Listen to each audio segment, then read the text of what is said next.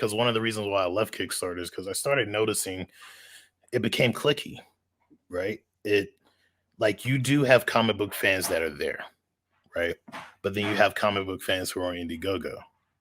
So like if you do a Kickstarter, but then you're like, hey, I want to reach out to these other comic book fans because I want to grow my fan base.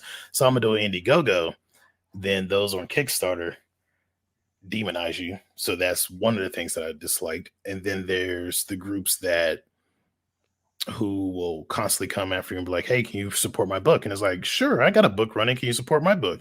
And then you don't hear anything from them. So it's like that was called January, man. That was right, called January with me. Yeah. I mean, I'm the first person, and I'll paint a picture for everybody because I think it's relevant. I ran a Kickstarter for this show in January. And before that, I interviewed in 8 years about 350 unique individuals. I shot a message out to about 250 of them. I think I had 38 backers.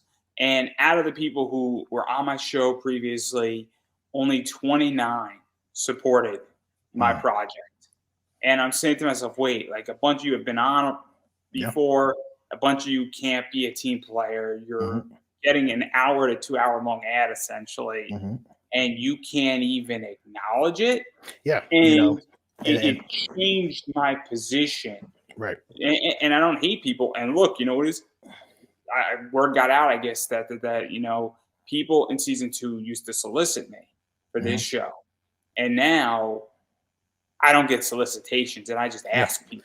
Right. And it's very interesting that you bring that up. Yeah, and ultimately, that's what I get at. That's what I'm getting at when I say the clicky part, because you knew me, like we've talked like since the beginning, since I've been growing and stuff like that. I think your show was one of the first ones that I was on. So I used to give away all the information that I had for free, just teach everybody, and didn't matter who they were. They had a question, sure, come ask me. If I know the answer, I'll tell you. If I don't, I'll research it and I'll tell you.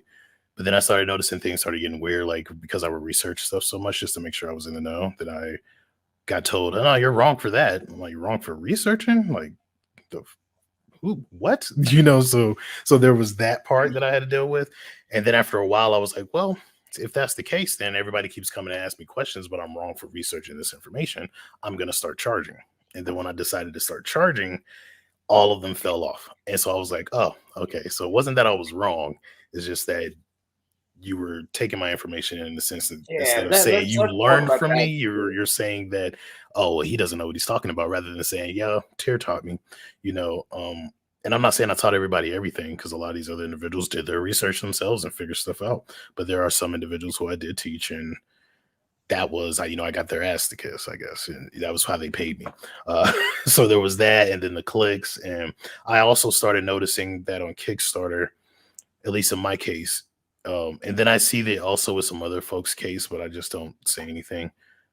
It's not my place. It's for them to figure it out. But I started noticing that it started becoming more of creator supporting creator. That's not a bad thing. I think it's dope that creators come out here and support other creators.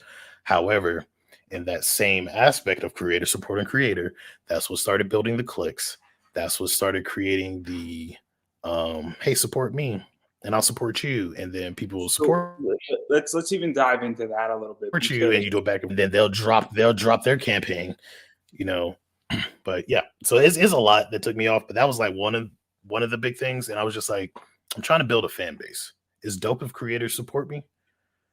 Like, I'm not going to shame you. It's freaking, I thank you. I appreciate it, because you're creating your own thing. So if you're supporting another creator, thank you. However, I didn't want 100% of my support to be from creators. And then as soon as creators get mad at you, 100% of your support is gone. So if 100% of my support is actual fans, then I no longer have to worry about that creator support. And that when I realized that, that's when I decided to leave. Because like I said, it just became more creator supporting creator rather than building a fan base.